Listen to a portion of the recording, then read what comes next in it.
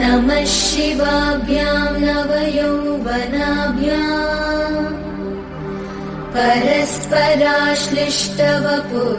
परस्पराश्लिष्टवपुर्धराभ्याम् नगेन्द्रकन्या वृषकेतनाभ्याम् नमो नमः शङ्कर पार्वतीभ्याम् नमः शिवाभ्यां सरसोत्सवाभ्याम् नमस्कृताभीष्टवरप्रदाभ्याम्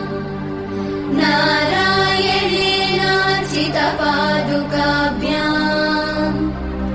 नमो नमः शङ्कर पार्वतीभ्याम् नमः शिवाभ्यां वृषवाहनाभ्याम् विरिञ्चि विष्णु इन्द्रसुपूजिताभ्याम्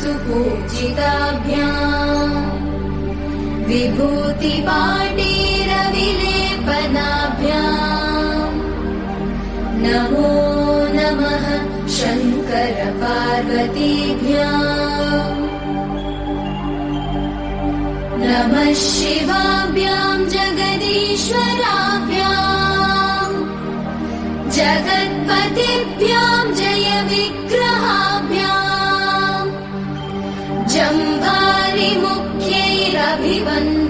जम्भारिमुख्यैरभिवन्दिताभ्याम्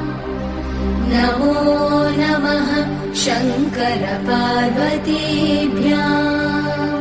नमः शिवाभ्यां परमौषधाभ्याम् पञ्चाक्षरी पञ्जररञ्जिताभ्याम् प्रपञ्च सृष्टिस्थितिसंहृताभ्याम् नमो नमः शङ्कर पार्वतीभ्याम् नमः शिवाभ्याम् अतिसुन्दराभ्याम्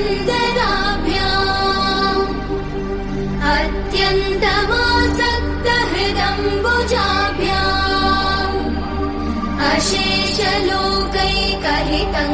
अशेषलोकैकहितङ्कराभ्याम् नमो नमः शङ्कर पार्वतीभ्याम् नमः शिवाभ्यां कलिनाशनाभ्याम्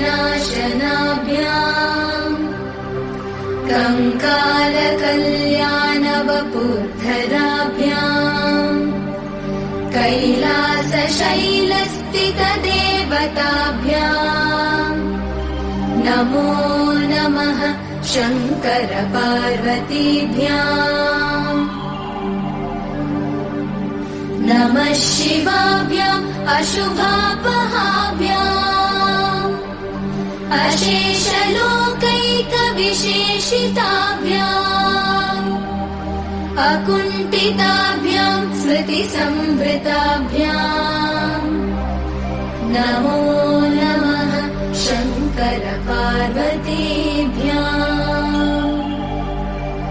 नमः शिवाभ्यां रथवाहनाभ्याम् रवीन्द्रवैश्वानरलोचनाभ्याम्